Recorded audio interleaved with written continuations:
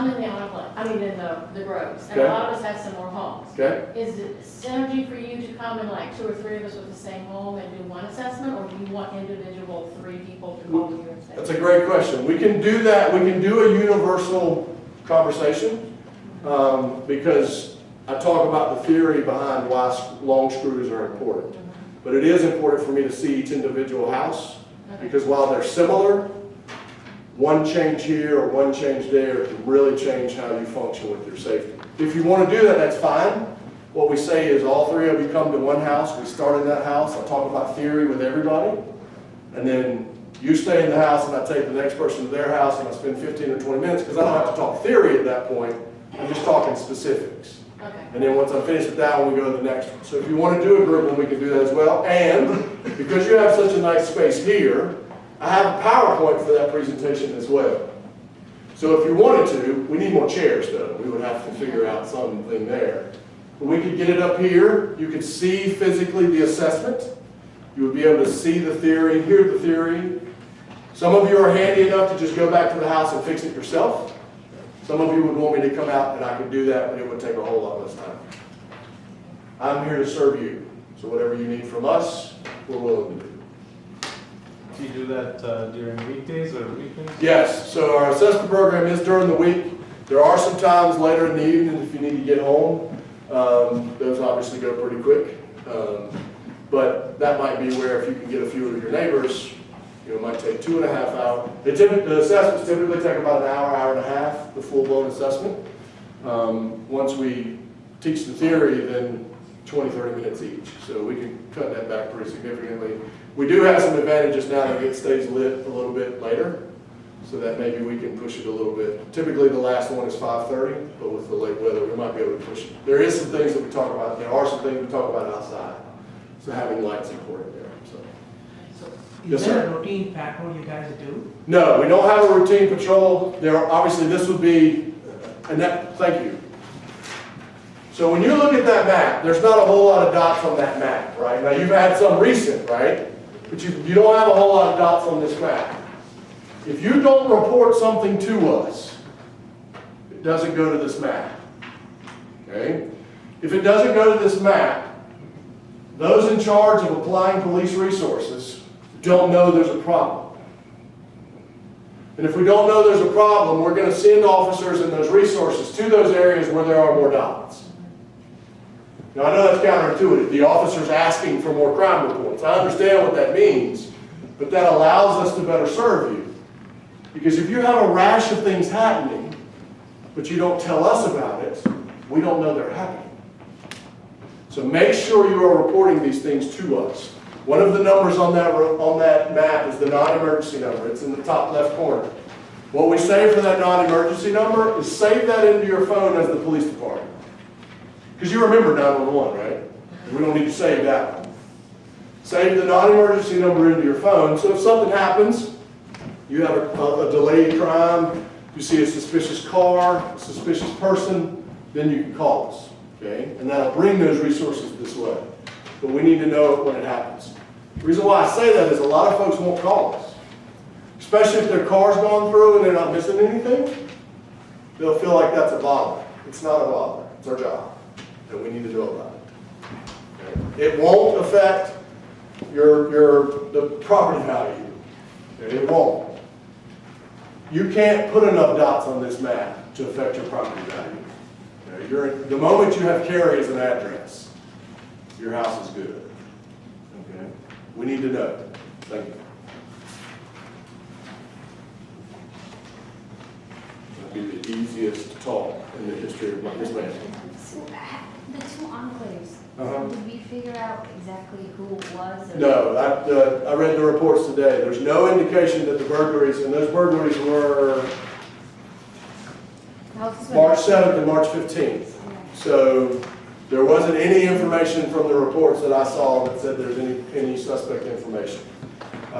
So we have a detective that works with our burglaries.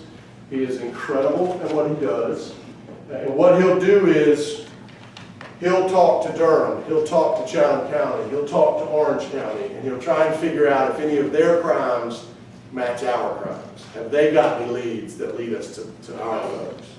You may have seen on the news, Apex made an arrest last night, and we went out there and they matched our description for some other burglaries and we charged them. Those are the kind of things that happen. But currently, there's nothing in those reports. Now, he may have something already done, he just hadn't updated the report, but it wasn't anything when I checked it today. Was there anything that said there was the same? Same person? No. And again, what we try to do is look at how they got in. Burglars are irrational, so don't try to figure out what they do. But they are one-trick ponies.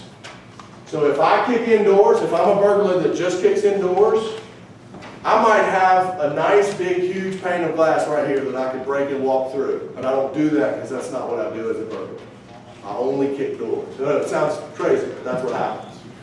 So the two that we had, you've got the broken window, which is a way in, and then you've got the rear kick.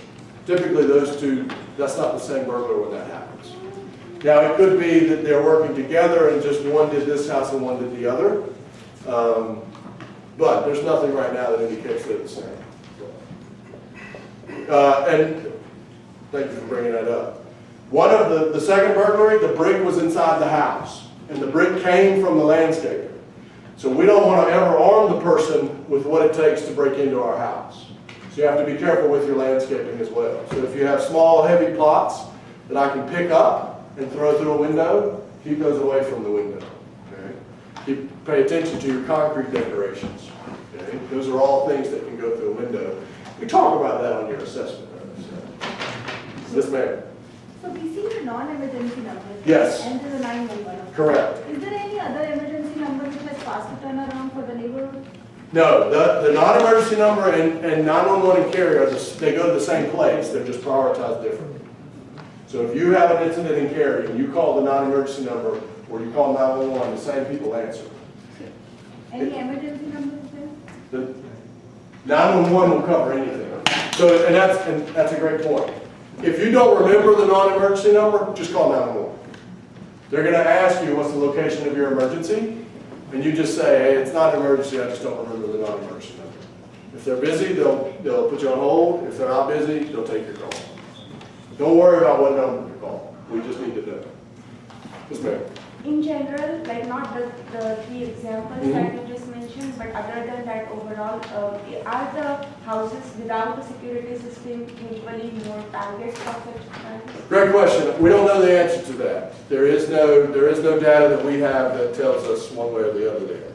What I can tell you is that alarms aren't the answer all the time, because we do have burglaries that still occur when there are alarms. Because if you think about the process of your alarm, when you set it for a way, how long do you have before you can type in your code? 30 seconds, okay? As a burglar, how far can I get into your house in 30 seconds? Do the whole thing. About what I need, right? And that's before they even call the first person on the list, which is typically you all, right? So how long does that take? Let's say another 30 seconds. And if you answered the phone in that, so now I'm up to what, a minute, right? If you answered that phone immediately and said, immediately, yes, it's a burglary, then what do they have to do? They got to call us. Another 30 seconds. So now I'm at a minute and a half as a burglar. And burglars know this. So I'm at a minute and a half before the police department even knows there's an issue. So it takes 30 seconds for me to get all the information. So now I'm up to 2 minutes. Typically a burglar wants to hit the kitchen and the master bedroom. The kitchen, because if it's off the garage, what do we do when we get home? All our stuff. Okay? So that's what human beings do. We've had a long day, here's all my stuff, we're going to sit on the couch for a little bit. Okay? Burglars know that. Obviously in the master we keep all our fancy stuff. So, and whether you have fancy stuff or not, doesn't matter. You have carry in your address. So the assumption is you do. It's just the nature of living in here. It's a blessing and a curse. So we're up to 2 minutes before the officer's even notified on patrol. If that average response time at 5 minutes, now I'm at 7 minutes before the officer shows up. Can I do what I need to as a burglar in 7 minutes? The thing about an alarm is it will force that person to leave because they know eventually we're going to get there. So you won't be totally wiped out in that regard. Now, I will say this, and I'm not saying this to embarrass anyone, so don't raise your hand if this was you. On the second burglary, the alarm went off, the neighbor heard it going off for 15 minutes and didn't call. Yep.